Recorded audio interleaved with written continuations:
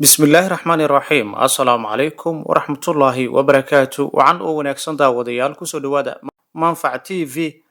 qodobada wararka caalamka xilligan aan idinayno waxa ugu weyn wasiirka arrimaha dibadda Iran oo wada hadallo dhanka telefoonka kula yeeshay qaar ka mid ah madaxda reer Yurub xilli ay gunaanu tahay waqtiga muddada cunaqabataynta barnaamijka hubka nuclear-ka ee Iran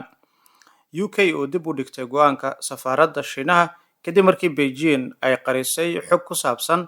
halka ay ka dhisi lahayd safaaraddaasi ay ku yeelanayso Shiinaha gudaha magaalada London ee cariga Ingiriiska General Mareykan oo xog ku saabsan goobaha hubka nuclear-ka Iran ee dhawaan Israel ay weerartay ka warbixiyay ama kashifay oo shaqada laga eriyay qodobada iyo qodobo kale ayaad ku maqli doontaan wararkayga caalamka xilligan aan idin hayno inagu soo beer haddii aad nagu cusub tahay haddii aad hore inoo la joogtana fadlan la soco oo channel-kan like garee muuqaalkan ilaa dhamaadka wararkayga maanta aynu ku horreynay Iran ayaa sheegtay in wasiirkeeda arrimaha dibadda uu jimcihii qadka dhanka telefoonka uu kula hadlay dhigiisa Faransiiska, Jarmalka iyo Britain si looga fogaado dib u soo celinta cunaqabataynta iyo qaramada midoobay ee ku saabsanayd barnaamijka hubka nuclear-ka ee Tehran iyadoo maalmo kooban ay ka harsanayeen waqtiga kama dambaysta ee Europe ay dejisay wicitaanka wasiir Abbas Argachi ayaa yimid iyadoo saddexda dal ay ku hanjabeen in dhamaadka bishan ay dhaqaajin doonaan qodobka snapback loo yaqaan ee heshiiska nuclear-ka hubka Iran ee 2015 kaasi oo ogolaanaya cid kasta oo ka mid ah saxiixayaasha inay dib u soo cusboonaysiiyaan cunaqabataynta haddii ay u arkaan in Iran aanay u hoggaansamin shuruudaha sida kormeerka caalamiga ee barnaamijkeeda nuclear-ka kadib wicitaanka bayaan lagu faafiyay barta Telegram-ka ayaa lagu sheegay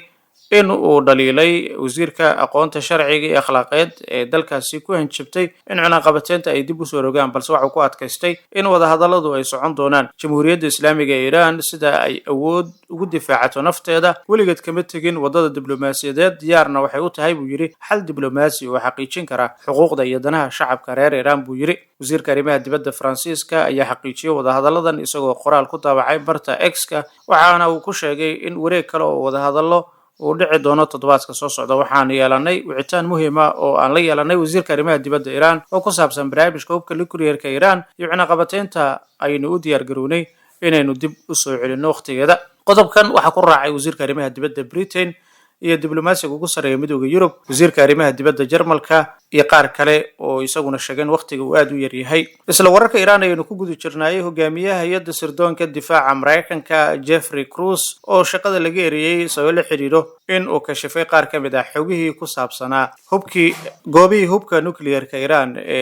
goobihii hubka nuclear-ka Iran ee Israel ay weerartay wasiirka difaaca Mareykanka ayaa shaqada ka eriyay General warbixintiisa hordhac ahayd ee sirdoonka ka cariisay madaxweynaha Mareykanka Trump kadib markii uu sheegay in weerarka Mareykanka uu ku qaaday goobaha hubka nuclear-ka Iran bishii June uu sababay khasaaro kooban sida ay sheegeen warbixino kala duwan haddaba talaabadan shaqada looga eriyay ayaa ka dhacday Pentagon jimcihii waxaana lagu sheegay warbaahinta Reuters iyo Associated Press iyadoo ay saraakiil Mareykan xaqiijiyeen in talaabadu ay sidoo kale saameysay laba sarkaal oo ciidan waxayna qayb ka tahay olole maamulka Trump uu ku safeynayo saraakiisha waaxda difaaca ee Mareykanka lama oga sababta rasmiga ee loo eriyay Lieutenant General Jeffrey Cruz oo hogaaminaya hay'adda sirdoonka difaaca Mareykanka tan iyo horaantii 2024 hase yeeshee madaxweyne Trump ayaa horey u dhaliilay warbixintii hordhac ahayd ee waaxdaasi ee ku saabsan weeraradii Mareykanka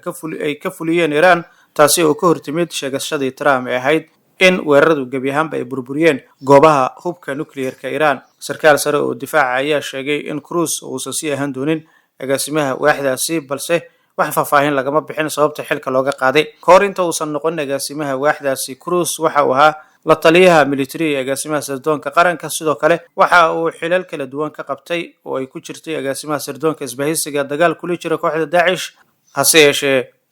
qaar kale ayaa markaasi shaqada ka eriyay dad lagu magacaabo Admiral Nancy Lacore oo ahayd madaxa kaydka badda iyo sidoo kale Milton Sands oo sarkaal waaxda badda ama ciidamada militariga dhanka badda kana mid ahayd madaxa taliska gaarka ee dagaalka badda sida ay xaqiijiyeen saraakiil u warramay warbaahinta wakaaladaha wararka AB iyo Reuters saddexdan sarkaal ayaa dhamaantood sheegay inaysan ogeyn sababta ay xukuumadda Trump shaqada uga erisay xukuumaddaasi oo si joogto ah uga dalbata saraakiisha daacadnimo buuxdo tani markii uu xilka kusoo laabtay janaayo sanadkan 2025 Trump waxa uu eriyay saraakiil ciidan oo hore oo sarsare oo ay ku jireen gudoomiyihii guud ee shaqaalaha militariga Mareykanka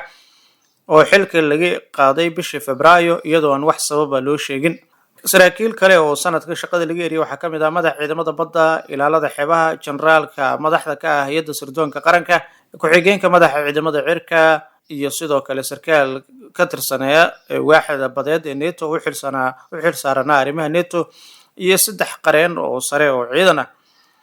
madaxa ciidamada cirka Mareykanka iyo sidoo kale Isniinta ku dhawaaqay inuu si lama filaan ah u fariisanayo ama shaqada uu ka fadhiisanayo ka hor inta uusan dhameystirin muddada xilka uga harsaneed. haddaba agaasimaha waaxda ciidamada markaasi difaaca oo ku doodaya in madaxweynaha uu kaliya dooranayo hogaamiyaasha uu doonayo inay ka shaqeeyaan jagooyinka ugu sareeya balse xildhibaanada xisbiga dimuqraadiga iyo walaac ka muujiyay in la siyaasadeeyo ciidamada Mareykanka oo markii hore ahaa kuwa dhexdhexaad ah. horaantii sanadkan sarkaalkan waxa uu sidoo kale amar ku bixiyay in la dhimo ugu yaraan 20% tirada generaalada iyo amaanayaasha afar xidiglayaasha ciidanka Mareykanka iyo 10% guud ahaan tirada saraakiisha darajooyinka sarsare leh. warka ku saabsan Irida Cruz ayaa soo baxay 2 maalmood kadib markii agaasimaha sirdoonka qaranka ay ku dhawaaqday amarka Trump in laga qaaday ruqsadda amniga 37 sarkaal iyo shaqaale horay sirdoonka uga tirsanaa. waxay sidoo kale ku dhawaaqday dib u habeyn weyn oo lagu sameeyay xafiiskeeda tani markii la aasaasay iyadoo shaqaalaha lagu dhimi doono in ka badan 40% ka hor Oktoobar 1 taasi oo sanad walba kaydin doonta in ka badan 700 milyan oo dollarka Mareykanka oo la doonayo in la badbaadiyo. dhinaca kale dowladda Britain ayaa dib u dhigtay go'aankii ay ka gaari lahayd ogolaanshaha ruqsadda qorshaha Shiinaha ee dhismaha safaaradda ugu weyn ee Yurub ee magaalada London ee Ingiriiska ilaa bisha Oktoobar kadib markii Beijing ay ka biyadiday inay sharaxdo sababta qorshayaasha dhismaha qaarkood loo qariyay si madow oo aan waxba markaasi laga arki karin ay u dahsooneed. qorshayaasha Shiinaha ee lagu dhisayo safaaradda cusub ee goob uu ku yaalay dhismihii qadiimiga ah oo 2 qarni jiray oo ku dhow Tower of London ayaa la joojiyay 3 sano kadib markii kooxo badan oo Britain kamid ah ay ka hor yimaadeen dhaqdhaqaaqayaasha dimuqraadiyadda ee ka soo jeeda Hong Kong ayaa ka baqaya in Beijing ay safaaradda ay u adeegsato cadaadis iyo hanjabaad lagu beegsado mucaaradka siyaasadeed xitaa xabsi la dhigo. daneeyaashan xaafadaha ku dhow ayaa iyaguna ka walacsan qatar dhinaca ammaanka iyo banaanbaxyo waaweyn oo ay safaaraddu soo jiidan karto. siyaasiyiin ka tirsan Britain iyo Mareykanka ayaa uga digay dowladda in loo ogolaado in safaarad Shiinaha lagu dhiso goobtaasi iyadoo markaasi sheegay in laga yaabo in loo adeegsado xarun sirdoon. shirkad lagu magacaabo DP9 oo ah la talinta qorshaha dhismaha u qabanaysa dowladda Shiinaha ayaa Jimcihii sheegtay in macaamilkoodu uu arko inaan habboonayn in la bixiyo faahfaahinta gudaha oo dhameystiran. waxay intaa ku dartay in sawirada dheeraadka oo ay soo gudbiyeen ay ku filan yihiin heer faahfaahin kadib markii dowladda UK ay weydiisay sababta dhowr meelood loogu calaamadeeyay xariiqdinta madowga. qaar ka mid ah qolalka ku jira ogolayaasha ama qorshayaasha loo gudbiyay maamulka deegaanka oo ay ku jirto qaybta hoose ee basementka ayaa lagu calaamadeeyay lagana tirtiray sababo amni dartood. qorshayaasha dhismaha cusub waxaa ku jiri doona xafiisyo qeybaha hoose oo weyn, guryo lagu talagalay 200 oo shaqaale iyo tunnel ama qayb hoose oo isku xiri doonto guriga safaaradda iyo dhismo kale oo ku yaala gudaha safaaradda. go'aanka dowladda Ingiriiska ee dib ay ugu dhigtay muddada kama dambaysta ayaa yimid kadib markii safaaradda Shiinaha ay bishii hore sheegtay in eedeymaha in dhismuhu ay yeelan karaan qalab qarsoon oo wax u dhimi kara ammaanka qaranka Britain ay yihiin been abuur iyo cay aan la aqbali karin. waaxda guriyeenta ee dowladda Britain ayaa Jimcihii sheegtay in hadda ay go'aan ka gaari doonaan mashruuca ugu dambeyn 21 Oktoobar halkii hore loogu aasteeyay 9 Sebtembar si loo helo waqti dheeraad ah oo lagu qiimeeyo jawaabaha la helay. agaasimaha fulinta Interparliamentary Alliance on China oo urur siyaasiyiin caalami ah ku midaysan oo Shiinaha dhaliila ayaa sheegay in sharaxaadna la bixiyay ma ahan kuwa lagu qanci karo. waxa uu muddo dheer ka soo horjeeday qorshaha safaaraddan waxaana uu ku tilmaamay ballanqaadyada Shiinaha inay la mid yihiin kuwa markaasi lagu cadaadinayo dowladda Britain in ay u rumeeyaan. safaaradda Shiinaha ee London ayaa muujisay walaac culus oo ku saabsan joojinta jawaabtaasi dowladda Britain. safaaraddu waxay sheegtay in wadamada martida loo yahay ay waajibaad caalami ah ay ka saaran tahay inay taageeraan dhismaha xarumaha diblomaasiyadeed. dhinaca Shiinaha waxa ugu baaqay UK in ay fuliso waajibaadkeeda oo ay si degdeg ah u ogolaato codsiga qaran ee qorshahaasi oo ay safaaraddu ay ku sheegtay bayaankaasi. Dowladda Shiinaha ayaa iibsatay dhulka Royal Mint Court sanadkii 2018 balse codsigooda dhismaha safaaradda cusub ayaa loo diiday sanadkii 2022 kadib walaac laga muujiyay dhinaca amniga iyo badda.